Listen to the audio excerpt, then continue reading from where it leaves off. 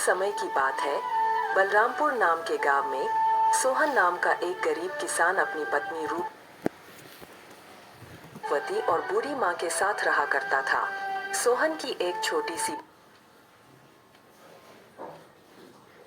बेटी थी जिसका नाम मुन्नी था। सोहन अपने परिवार का भरण पोषण गांव के मुनीम जी के यहाँ मजदूरी करके किया करता था। सोहन का घर का गुजारा बहुत मुश्किल से हो पाता था। सोहन के पास थोड़ी सी जमीन थी जिस पर रूपवती दिन भर मेहनत करके तरह तरह के फसल उगाती और गांव के बाजार के दिन सब्जियां और फल बेचा करती थी। सारे बलरामपुर वासियों रूपवती से ही सब्जियां और फल खरीदते।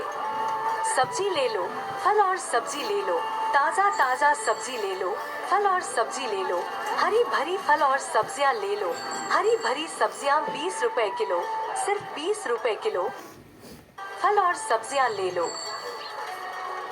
अरे रूपवती कैसी हो? घर में सब ठीक तो है ना? और मुन्नी कैसी है? मदन काका, मैं ठीक हूँ और घर में भी सब ठीक ही है और मुन्नी भी बिल्कुल ठीक है। काका और बताओ आज बाजार कैसे आना हुआ और काकी कहाँ है? क्या बताऊं रूपवती, तुम्हारी काकी किसी काम से दूसरे गांव गई है। इस कारण रसोइये का सारा काम मुझे ही करना पड़ रहा है। तो सोचा क्यों ना आज बाजार से सारा सामान लेते चलूं। अच्छा, तो ये बात दे देती है और बदले में मदन काका से पैसे ले लेती है।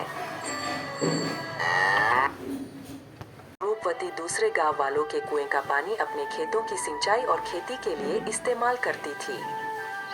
अपने कुएं से पानी लेते देखकर कुएं के मालिक हरिदास को रूपवती से बहुत जलन होती थी।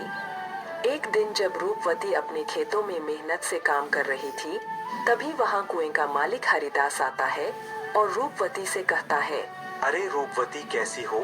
खेतों का काम कैसा चल रहा है? मैं ठीक हूँ हरिदास चाचा, खेतों का काम भी ठीक ही चल रहा है। मैं यह कह रहा था रूपवती कि मैं तुम्हें बहुत सालों से अपने कुएं का पानी देता आ रहा हूँ। अब मैं तुम्हें अपने कुएं का पानी नहीं दे सकता क्योंकि गर्मियों का समय आने वाली है और मेरे कुएं में पानी बहुत कम हो गया है। लेकिन हरिदास चाचा, अभी तो गर्मियों का समय आने में 2-3 महीने बाकी है। तब तक मैं अपनी खेतों का काम कैसे करूं?